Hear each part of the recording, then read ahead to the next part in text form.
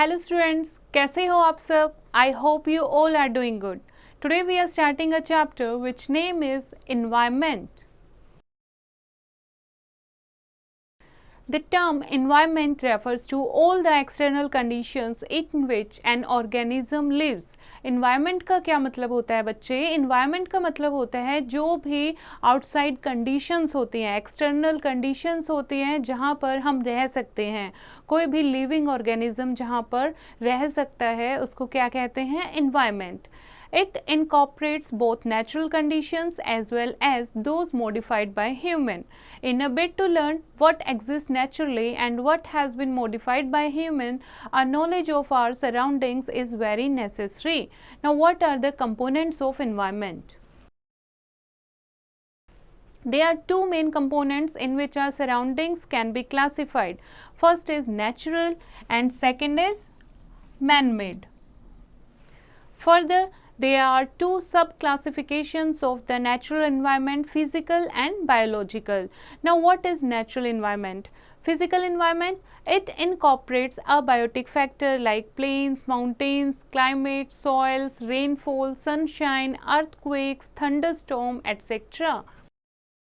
जो भी हमारे अबायोटिक यानी कि नॉन लिविंग कंडीशंस फैक्टर्स होते हैं उनको फिजिकल एनवायरनमेंट कहते हैं, जैसे कि हमारी लैंड फॉर्म, माउंटेन्स हैं, क्लाइमेट है, प्लेन्स हैं, सॉइल, रेनफॉल, सनशाइन, ये सारे क्या हैं आपके फिजिकल एनवायरनमेंट में काउंट होते हैं. Next is biological environment. It incorporates all the living organism, big or small. The biological environment is formed by all kinds of animals, plants and man himself. जो भी बायोटिक फैक्टर हैं, living organisms हैं, उनसे मिलके आपका क्या बनता है? Biological environment. नेक्स्ट है man made environment. It has three main features. First is it includes man-made structures such as roads, buildings, bridges, canals, dams, agriculture fields, etc. First है जो आपका मैन मेड यानी ह्यूमन बीइंग हमने बनाया है, जैसे road हैं या बिल्डिंग है, पुल हैं, कैनल्स हैं या बांध हैं या जो भी एग्रीकल्चर फील्ड्स हैं, ये सारे क्या हैं आपके man made. Second is it does not contain any living component. और ह्यूमन बीइंग जो भी चीज़ें बनाती हैं वो क्या होती हैं? नॉन लिविंग, उसमें कोई भी लिविंग कंपोनेंट नहीं होता. Third is it exists in the latest development of the physical environment. For instance, to build a house we need a plot of land. जैसे कि इसमें क्या काउंट होता है आपका फिजिकल एनवायरनमेंट. लाइक अगर हमें कोई घर बनाना है, ह्यूमन बीइंग को घर बनाना है, तो उसके लिए क्या चाहिए? फिजिकल फैक्टर चाहिए, जैसे कि एक हमें लैंड चाहिए, एक प्लॉट चाहिए. Okay. The totality of our environment hence comprises of all the elements of our natural environment, including physical and biological components, and also the man-made environment which exists in the latest development of the natural environment. Now, what are the features of environment? The life and activities of the people is highly affected by the conditions of the environment. It comprises of certain definite features which lay significance on its social, culture, physical and economic aspects. Some of the features are: first is interaction and interdependence.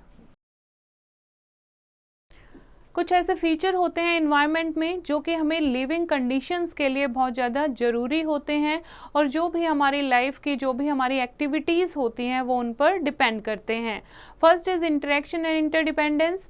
There is continuous and constant interaction and interdependence between the about three components of our environment. Continuously जो तीन component हमने पढ़े हैं environment के, उनके आपस में interdependence रहती है. It is true in the context of biological environment. Life on earth can not exist in the absence of natural environment. जैसे कि नेचुरल एनवायरनमेंट, जैसे बायोलॉजिकल एनवायरनमेंट की अगर हम बात करें, ह्यूमन बीइंग है, लाइफ है, क्या दूसरे एनवायरनमेंट के बिना फिजिकल एनवायरनमेंट या फिर नेचुरल एनवायरनमेंट के बिना सर्वाइव कर सकती है? नो, क्योंकि हमें सनशाइन चाहिए, हमें एयर चाहिए, हमें वाटर चाहिए. तो इसलिए ये जितने भी एनवायरनमेंट के तीनों फैक्टर हैं ये आपस में इंटरडिपेंडेंट हैं एंड इंटर रिलेटेड हैं. Now resources for living. Our environment makes available resources for living such as air, water, nutrients, habitats and the like. जैसे कि एक प्लांट है, एक लिविंग थिंग है प्लांट, और प्लांट को जीने के लिए, सर्वाइव के लिए क्या चाहिए? एयर चाहिए, सनलाइट चाहिए, न्यूट्रिएंट्स चाहिए। तो ये इसे कहाँ से मिलते हैं? जो हमारे अवेलेबल रिसोर्सेज हैं एनवायरनमेंट में, उनसे प्रोवाइड होती है। Next is processes. If we keenly observe our environment, we would notice many processes taking place around us continuously. लगातार हमारे आसपास बहुत सारे ऐसे प्रोसेस चलते रहते हैं। Some of these processes are formation of soil, जैसे कि मिट्टी का बनना, एंड फोटोसिंथेसिस, जिसमें पौधे जो हैं अपना खाना खुद पकाते हैं, ऑक्सीजन को एटमॉस्फेयर में रिलीज करते हैं in the presence of sunlight. It is the oxygen that we breathe, और ऑक्सीजन जो कि ह्यूमन बीइंग के लिए बहुत ज़रूरी है, हम सांस लेते हैं जिसके द्वारा।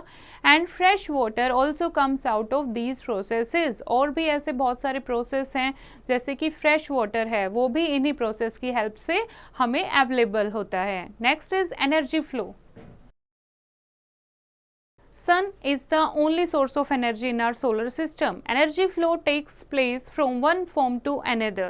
This energy is also transmitted to us through the food that we eat, the air that we breathe and the water that we drink. अब एनर्जी है वो चेंज होती रहती है। ये एनर्जी हमें अलग अलग फॉर्म में भी मिलती है, जैसे कि जो हम खाना खाते हैं, या जो एयर जिसमें हम ब्रीथ करते हैं, या पानी जो हम पीते हैं।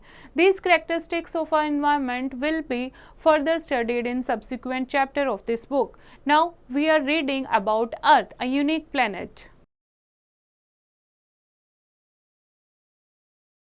Yeah, we all know Earth is a unique planet जहाँ पर life possible है। In order to understand the physical and biological environment of our planet, it is necessary to know how these two components are made possible. The Earth is one of the 8 planets in the solar system. Life is only found on the Earth, making it a unique planet. 8 planet है हमारे, उनमें से Earth इकलौता ऐसा planet है, unique planet है जहाँ पर life possible है. That's why this is called a unique planet. This is because the Earth has the following special feature. अब क्यों लाइफ पॉसिबल है अर्थ पर? बिकॉज क्या विशेषताएं हैं यहाँ? फेवरेबल लोकेशन, जो इसकी लोकेशन है अर्थ की, वो ना ही सन से ज्यादा दूर है, ना ही सन के बिल्कुल पास है। Okay, it is the third planet from the sun. Second is inclination. The Earth is tilted on its axis. It completes one rotation in 24 hours. These two things make possible days and nights of Earth. और दूसरा है inclination, जो अर्थ है वो अपने axis पर थोड़ी सी tilted है और एक रोटेशन में 24 आवर्स का टाइम लेती है, जिसके कारण दिन और रात बनते हैं। Now here is a topic that is protection of our environment. Human activity जो है, डे टू डे एक्टिविटीज़, उनसे हमारा जो इन्वायरमेंट है बहुत ज़्यादा सफ़र कर रहा है। तो कैसे हम अपने अर्थ को, कैसे हम अपने इन्वायरमेंट को प्रोटेक्ट कर सकते हैं? If something becomes seriously wrong with it, living creatures will not be able to live in it. अगर हम इस तरीके से अर्थ को पोल्यूट करते रहेंगे, डर्टी बनाते रहेंगे, तो एक टाइम ऐसा आएगा जहाँ पर लाइफ पॉसिबल ही नहीं हो पाएगी। The environment provides us sources of living such as energy, minerals, food and many things. As people use these resources, many changes take place in our natural environments. Human activities often badly damage the natural environment. Some of the earth resources thus lost and they cannot be replaced. और इस तरीके से हम बहुत सारे, हमारे पास resources available हैं और इतनी ज़्यादा पॉपुलेशन बढ़ने के कारण ये रिसोर्सेज बहुत ज़्यादा लोग यूटिलाइज करने लगे हैं। कुछ रिसोर्सेज इनमें से ऐसे हैं, अगर वो ख़त्म हो गए एक बार से तो दोबारा वो रिप्लेस नहीं हो पाएंगे। The three main components on which living organisms depend for their existence are air, water and land. These three components are equally important for all the living things on the earth. Each component has its own impact on the total environment. So there is need to protect the whole environment. और environment से ही हमें ये तीन चीजें मिलती हैं, that is air, water and land. कोई भी लिविंग क्रिएचर है, लिविंग ऑर्गेनिज्म है, इन 3 चीज़ों पर डिपेंड करता है। तो अगर हम अपने इन्वायरमेंट को डर्टी करेंगे, उसे हम प्रोटेक्ट नहीं करेंगे, तो लाइफ भी पॉसिबल नहीं हो पाएगी। This is the reason why we have to protect the whole environment. Now next is different temperature zone. हम कंटिन्यू करते हैं जो अभी हम पढ़ रहे थे कि अर्थ यूनिक प्लेनेट क्यों है। Okay, third is different temperate zone. The Earth revolves around the Sun in an elliptical, that is egg-shaped orbit. The inclination of the Earth on its axis has several advantages. There are different seasons on Earth. While being inclined on its axis and going round the Sun, different parts of the Earth receive different amounts of sunshine. Different temperate zone, क्योंकि अर्थ जो है उसकी क्या है, elliptical shape है और वो सन के चारों तरफ क्या करती है, रिवॉल्व करती है। तो किसी टाइम कोई अर्थ का कोई फेज सनलाइट मिलती है, किसी टाइम किसी को नहीं मिलती है। तो इसके कारण अर्थ पर क्या पॉसिबल है, सीजन्स पॉसिबल हैं। Okay, this different sunshine contributes to varied climates and leads to movement of air और wind। और ये जो है सनशाइन की जो अनइवन डिस्ट्रीब्यूशन है, इसी के कारण हमारी अर्थ पर क्लाइमेट पॉसिबल है और एयर और विंड की जो मूवमेंट है वो पॉसिबल है। All the above conditions favor life on Earth. These varied climates, seasons, day and night, and many other happenings are an integral part of the total environment on Earth. The natural environment includes with biotic and abiotic components. The biotic components include plants and animals, जो सांस ले सकते हैं, living thing होती हैं, that is biotic components. Okay? And abiotic component जैसे air, water and soil. Next is domains.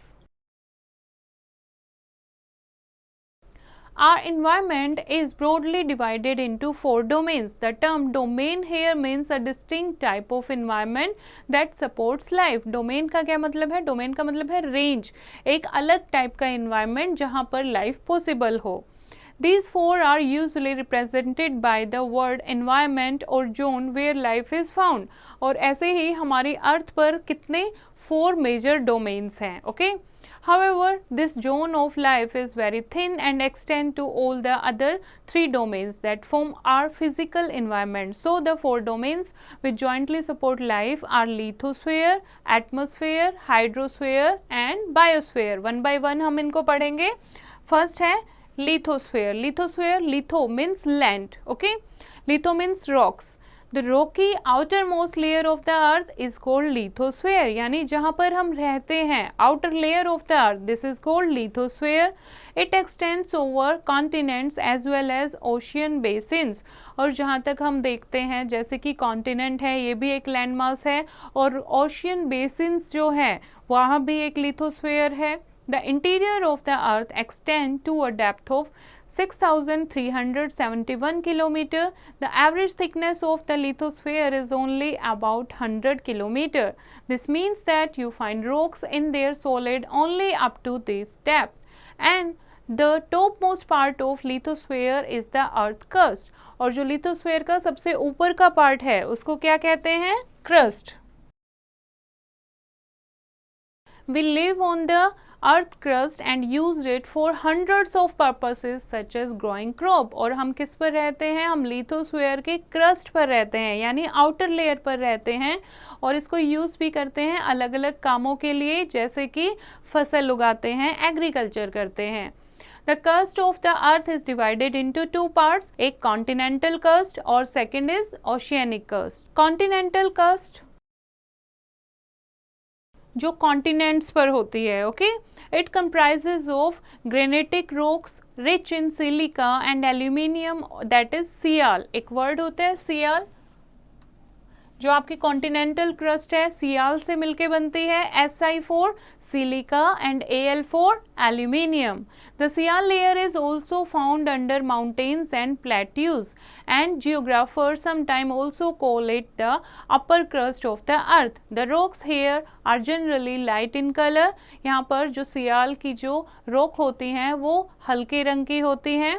This layer extends to an average depth of 35 km but is between 60 to 70 km thick beneath mountains. It is this crust on which soils are also formed. और continental crust पर ही हमारी क्या बनती है? Soil बनती है. Okay? And here is the domains of the earth. That is abiotic environment. Total environment के कौन से part हैं? Abiotic, biotic and human environment. Now next crust की हम बात करते हैं oceanic crust. It consists of rocks rich in silica and magnesium, that is सीमा. जैसे हमारी कॉन्टिनेंटल क्रस्ट किससे बनती है? That is sial, SiAl. Okay.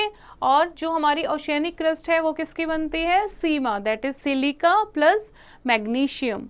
It is the crust on which ocean stand, जहाँ पर ओशियंस बने हुए हैं, यानी ओशियंस के बहुत अंदर जो क्रस्ट है, जो सतह है धरती की, उसको ओशियनिक क्रस्ट कहते हैं.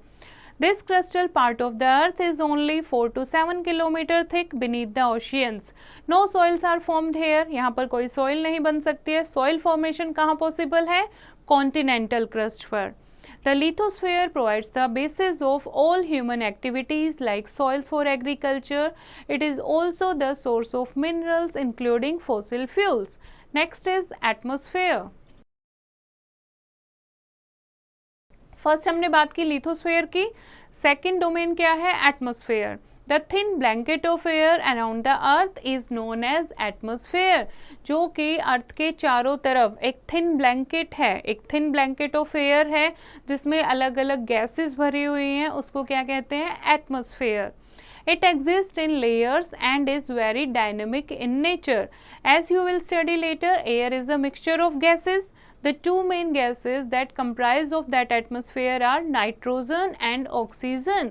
जो main gases हैं atmosphere की वो कौन कौन सी हैं? Nitrogen and oxygen. Both are useful to life on earth. Living things breathe air and depend on it for growth also. The atmosphere helps in weathering, by which responsible soil formation take place, and precipitation, which makes water available on land. Atmosphere किस चीज़ के लिए responsible है?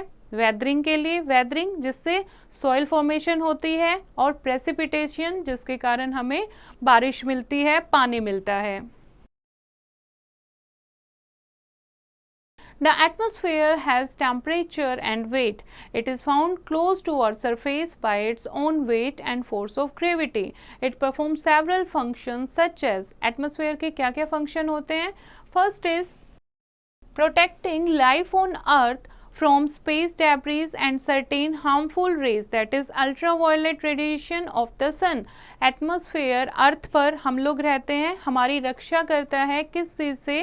ताकि space से जो piece of rock, debris क्या होते हैं? Pieces of rock, and certain harmful radiation जो सन से अल्ट्रावायलेट रेज निकलती हैं उनसे हमें प्रोटेक्ट करता है. It moderates heat and cold on earth. Heat and cold को मॉडरेट रखता है, ना ही ज़्यादा गर्मी पड़ने देता है एटमॉस्फेयर, ना ही ज़्यादा सर्दी होने देता है. It is responsible for causing precipitation, that is rainfall, snowfall etcetera. पानी किस लिए अवेलेबल है? पानी बिकॉज ऑफ एटमॉस्फेयर, क्योंकि एटमॉस्फेयर रिस्पॉन्सिबल है प्रेसिपिटेशन के लिए. It enables us to hear sounds because air also act as a medium. और एटमॉस्फेयर की हेल्प से ही हम कोई आवाज़ सुन पाते हैं, क्योंकि एयर कैसे ट्रेवल करती है, साउंड कैसे ट्रेवल करती है? Because of the air. The movement of air is called atmospheric circulations on the earth. और जो एयर की मूवमेंट होती है हमारी अर्थ पर, that is called atmospheric circulation. तो एयर की मूवमेंट भी किस कारण पॉसिबल है? एटमॉस्फेयर के कारण. The atmosphere performs many other functions, जैसे changes of weather and seasons take place in the atmosphere. Some of the changes are a result of human activities which cause great harm to the atmosphere. It is our duty to protect this thin layer of air around the earth. तो हमने पढ़ा atmosphere के कारण ही हमारी अर्थ पर life possible है, इसलिए हमें एटमॉस्फेयर को क्या करना चाहिए? हमारी अर्थ को क्या करना चाहिए? प्रोटेक्ट करना चाहिए. नेक्स्ट लेयर है हाइड्रोस्फेयर. हाइड्रोस्फेयर नाम से ही आपको पता लग रहा है, hydro means water. The water present on the earth's surface is referred to as the hydrosphere. Water in oceans, seas and lakes cover 71% of the earth surface. जैसे कि हमने पढ़ा था, जब हम ग्लोब के बारे में, अर्थ के बारे में पढ़ते हैं, तो हमने पढ़ा था 71% अर्थ पर क्या है, वाटर है. A small quantity of water is also present in the atmosphere. Water is also found below the surface as underground water. और जो underground water होता है वो भी हाइड्रोस्फीयर का ही एक पार्ट होता है. Life also exists in oceans up to a certain depth. और oceans में भी life possible है where sunlight can reach, जहाँ तक sunlight पहुँच सकती है. Water supports all forms of life. Water is found in 3 states: solid, liquid and gas. Solid in the form of ice, liquid in the form of water and gaseous in the form of water vapors. Fresh water is made available on land through the process of water cycle. और हमें जो fresh water मिलता है वो कैसे मिल पाता है? Because of the water cycle. Oceans perform the following useful functions. First is it provide a link to land masses or continents. Land masses और कॉन्टिनेंट के बीच में एक लिंक का काम करता है hydrosphere. Second, much of the water that falls as rain, snow, etc. on land comes from the oceans. All water flowing in streams, rivers or that which is stored in lakes or underground is made available by precipitation. जितना भी पानी store होता है, जैसे बारिश की form में या स्नो की फॉर्म में जब हमें पानी मिलता है तो क्या होता है, ओशियंस में पानी फिर से भर जाता है जिसको हम वाटर साइकिल भी कहते हैं. और जो भी पानी स्ट्रीम, रिवर यहाँ से फ्लो करता है वो लेक्स में चला जाता है या अंडरग्राउंड चला जाता है और फिर से जो है क्लाउड बन जाते हैं, फिर से बारिश होती है. तो इस तरीके से जो हाइड्रोस्फीयर है वो प्रेसिपिटेशन के लिए भी रिस्पॉन्सिबल है. And third is oceans provide us food, minerals, mineral oil and gas and are used for navigation. और बहुत सारे हमें जो नेचुरल रिसोर्सेज हैं वो हमें हाइड्रोस्फीयर से मिलते हैं एंड उसके अलावा नेविगेशन में भी हमारी हेल्प होती है. नेक्स्ट एटमॉस्फेयर है, नेक्स्ट लेयर है एटमॉस्फेयर की, biosphere. Biosphere is the interacting zone of atmosphere, lithosphere and hydrosphere. जितने भी हमने स्फेयर पढ़े हैं उनके सब की इंटरेक्टिंग जोन क्या है, बायोस्फीयर. यानी बायोस्फीयर में हमारे तीनों स्फेयर आते हैं. These 3 spheres extend to several thousand kilometers up in the atmosphere as well as deep in the interior of the earth. However, the domain of life extends to only a few kilometers up in the atmosphere as well as deep in the interior of the earth. It is this interacting zone that contains all life forms and is known as biosphere. Biosphere क्या है, एक interacting zone का काम करता है जहाँ पर ये सारे स्फेयर आपस में इंटररिलेटेड हैं, क्योंकि एटमॉस्फेयर में कुछ ही किलोमीटर तक ऐसी जगह होती है जहाँ तक ह्यूमन बीइंग सर्वाइव कर सकता है. The biosphere has a distinct identity of its own. For all practical purposes, it is considered the fourth domain of the earth. Its special feature is that it involves all the components of total environment as a balance system. और जितने भी सारे components हैं environment के उनको balance कौन करके रखता है, biosphere. Now next term is biodiversity. There is a great variety of living organisms on the earth. This biological diversity is described as biodiversity. और हमारी अर्थ पर एक great variety है living organisms की, इसको क्या कहते हैं biological diversity को, biodiversity. It has developed over millions of years. In the beginning, some sorts of single-celled creatures called bacteria lived on the earth. बहुत सालों पहले सिर्फ सिंगल सेल क्रिएचर रहते थे, लिविंग फॉर्म रहती थी जैसे कि bacteria. Okay, as time progress, जैसे जैसे टाइम आगे आता गया, life developed into more complex form. और अलग अलग लाइफ जो है अलग अलग फॉर्म में डेवलप होती गई.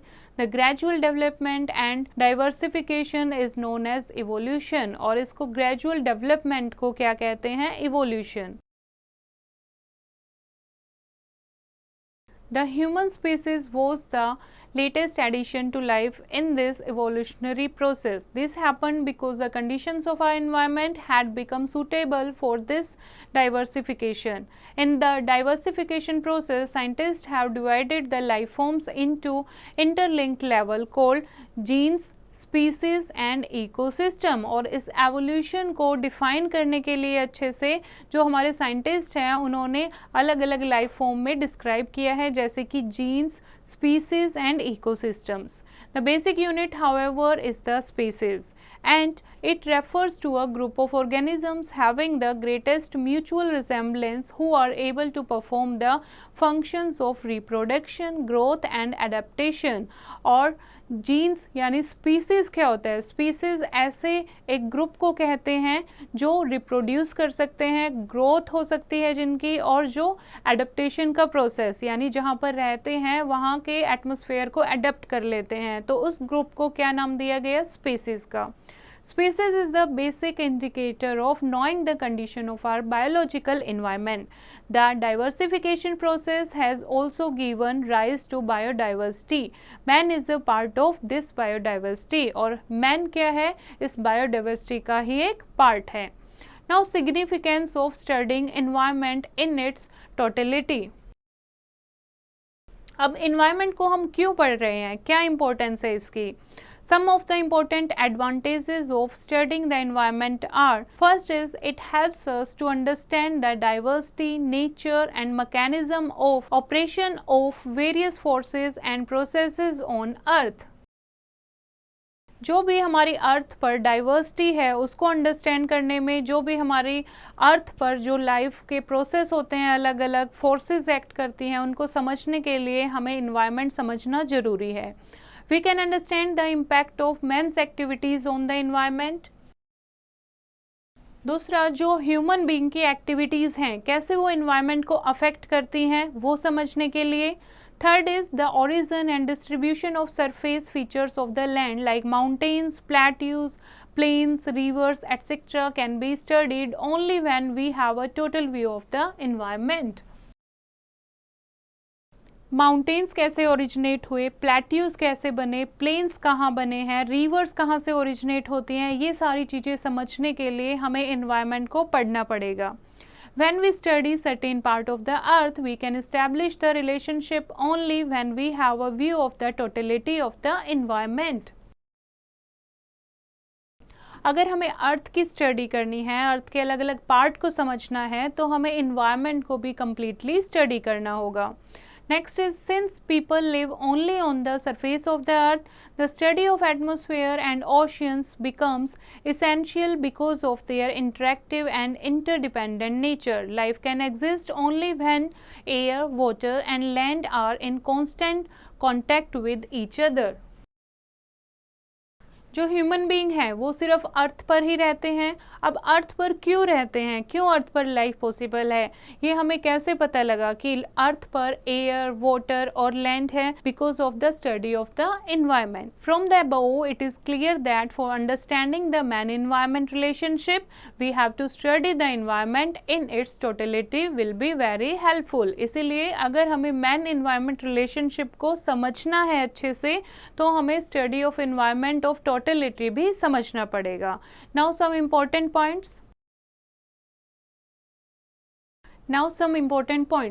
Our natural surrounding like mountains, plains, climate, soil, etc. is known as physical environment. Atmosphere is the sphere of air surrounding the earth. The sphere of rocks is called lithosphere. And the sphere of water present on the earth's surface in the form of oceans, seas, rivers and other water bodies is known as hydrosphere. Seema is the oceanic crust composed of silica, that is Si, and magnesium, that is Mg. Sial is the continental crust composed of silica, that is Si, and aluminium, that is Al. Ultraviolet rays of the sun are harmful. Biodiversity is the wide range of species of plants and animals. Biotic and abiotic components combinedly called natural environment. Air, light, water, soil, temperature are abiotic environment. Plants and animals are biotic environment. The environment created by man for his own use is called human environment. Interdependent relation between all living beings and their surrounding is known as ecosystem. Dwellings of humans have changed from a hut to skyscraper. Villages have developed into towns. Plants, animals, and human beings are interdependent on each other. The changes in environment produce changes in weather conditions.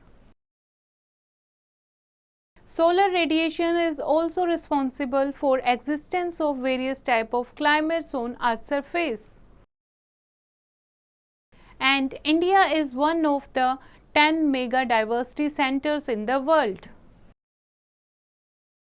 I hope बच्चों आपको ये chapter समझ आया होगा. एक बार फिर से इसको रीड करेंगे और एक्सरसाइज की प्रैक्टिस खुद करेंगे.